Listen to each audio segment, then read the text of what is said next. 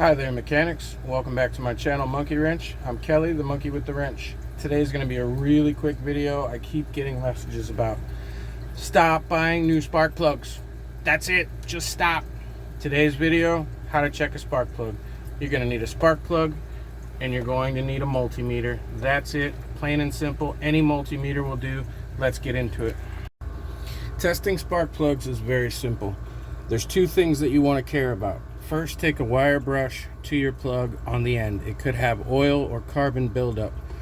Look at the tip of that plug. It should have a nice flat top to it. If your plug is rounded like my finger, then you probably want to buy a new plug. But if it's nice and square right across the top, you should be good to go.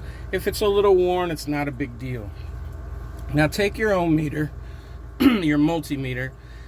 I set mine at 20K. Anything lower than 20K is going to not show a reading. Put it on ohms, that's the little horseshoe, or it will actually say ohms. It's real simple. Turn it on. You see I'm reading a 1. When you touch the leads together, it should be reading 0. Sometimes it reads 0.01%, 0.02. Basically what that means is that there's no resistance between my two leads. Then it's real simple.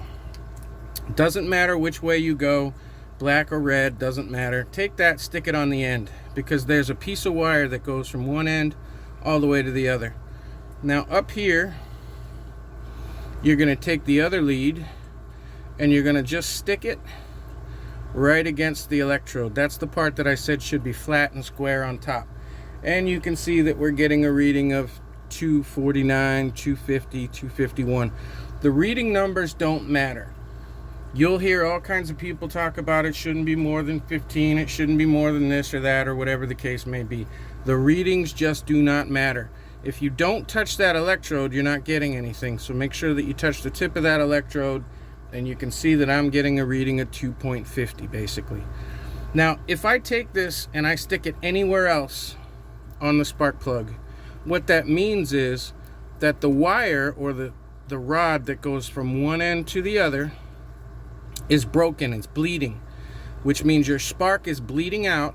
And since this screws into the engine block, you're basically taking your spark and grounding it to the engine block. You're taking it away from where it's supposed to be, which is right here.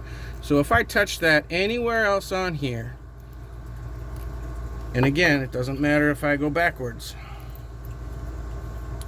if I touch that anywhere else on here and I get a reading, I have a bad spark plug. But if I go ahead and just touch it, see, I swapped them around and I'm still getting the same reading, 2.5. Okay, this is a good spark plug. Now I don't actually have a bad spark plug to show you because it's just not that common. This isn't the 60s and the 70s and the 80s and the 1990s. Spark plugs these days, especially on small engines, don't go bad. How many times I have people come into my shop and say, give it a tune up, put new spark plug in it. Spark plugs are like $8 to $10 now. Go to the store and look at them. It's a waste of money. If you're not bleeding resistance through, when you check it with an ohm meter, it's a good spark plug. Don't worry about the numbers on there. What you're looking for is resistance. That's how easy it is to test a spark plug. Thanks for stopping by. Make sure you hit the like button on the way out the door.